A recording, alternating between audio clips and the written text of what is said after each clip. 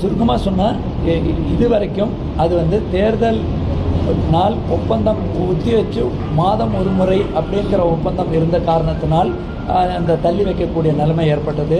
இப்போ 2 மாதத்துக்கான 20,000 மாதம் ஒன்றுக்கு 20,000 மெட்ரிக் டன் உரம் பருப்பும் ஆல்மோஸ்ட் 2.9 கோடி பவுச்சு அதற்கான ஆணை வழங்கப்பட்டு சப்ளையர்ஸ்டேருந்து வர நடவடிக்கை எடுக்கப்பட்டுள்ளது.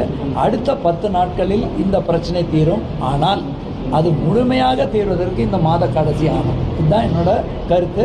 அதனால ஏற்கனவே விட்டு போனவங்களுக்கும் நாங்கள் வந்து ஏற்கனவே அறிக்கை கொடுத்து இந்த மாதம் வாங்கிக்க சொல்லியிருக்கோம். ஜூலை மாதத்தை பொறுத்த வரைக்கும் பெரும்பாலும் போய் ஒரு 71% வரைக்கும் போயிருக்கு. 30% போகலை.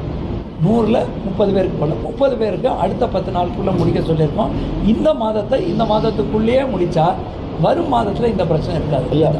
இந்த கூட்டுறவு பணியாளர்கள் குறித்து இன்னும் வந்து அவங்க வந்து சம்பளத்தை குறித்து ஒரு பிரச்சனை சொல்லுவாங்க. இன்னொன்று என்னென்னாக்கா வேகன்சி ஏற்கனவே ஃபில் ஆனாலும் இன்னும் நிறைய வேகன்சி இருக்குது. 3வது ஓய்வு பெற்ற கூட்டுறவு பணியாளர்கள் இருக்காங்க, அவர்களுக்குள்ள ஓய்வூதியம், அது 3வது பிரச்சனை. 4வது என்னென்னாக்கா அவங்க வந்து அந்த இப்போ சிங்கிள் கேடர்லாம் பண்ணும்போது சில சவால்கள் ஏற்படுறதுன்னு சொல்கிறாங்க.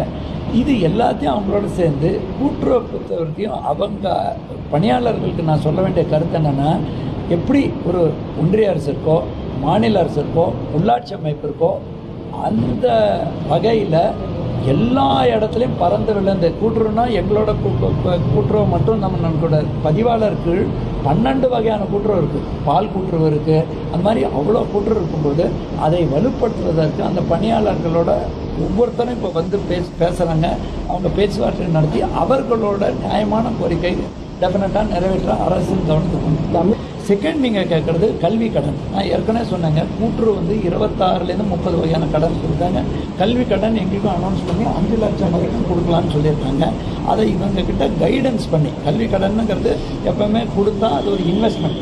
நம்ம 5 ஆண்டுக்கு இப்போ விவசாய கடன் கொடுக்குறோம், 8லேருந்து 10 மாதத்தில் அவங்க திருப்பி கொடுக்குறாங்க.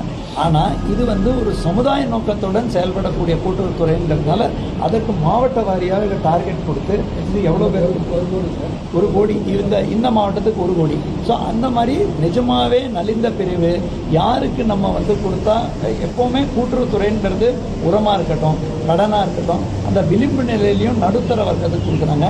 அதை கொஞ்சம் ஐடென்டிஃபை பண்ண சொல்லியிருக்கோம். ஸ்ட்ரீம்லைன் பண்ணியிருக்கோம். இவங்களோட டியூஸ்டே மீட்டிங் பற்றி பண்ணியிருக்கோம். தேங்காய் எண்ணெய் பற்றி இதெல்லாம் கொள்கை ரீதியான முடிவுங்க. தற்பொழுது பாமாலினுக்கான நடவடிக்கை எடுக்கிறோம். அது மாதிரி பல்வேறு கோரிக்கைகள் இப்போ நான் வீட்டில் போகும்போது கூட அவங்க பல்வேறு இப்படி கோரிக்கைகள் வருது.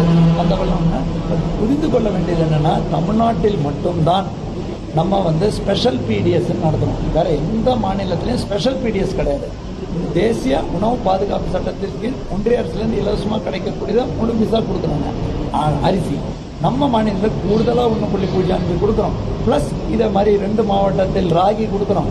அதே மாதிரி தூர்தாலும் தோரம்பருப்பும் நம்மளோட பாமாயில் கொடுத்துட்ருக்கோம். டெஃபினட்டாக இந்த கோரிக்கை முதலமைச்சர் கவனத்துக்கு பரிசீலனைக்கு கொண்டு செல்லப்படும். பட் இதெல்லாம் கொள்கை ரீதியான முடிவு, எல்லாத்தையும் கலந்தாலோசி முடிக்கப்படும்.